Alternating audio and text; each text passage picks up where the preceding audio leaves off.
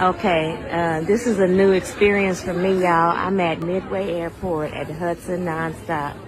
They got this thing where you put your card in here, you shop, and then you just walk out. And you know why?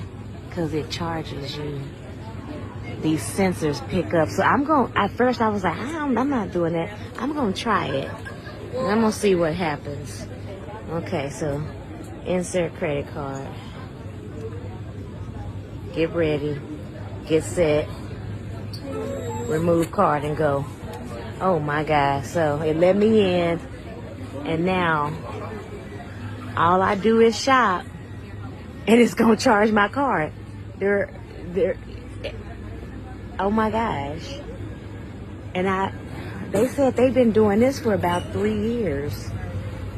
So I'm gonna come back after I figure out what I'm gonna buy and let you know how I'm gonna come back when I walk out. The video you just watched.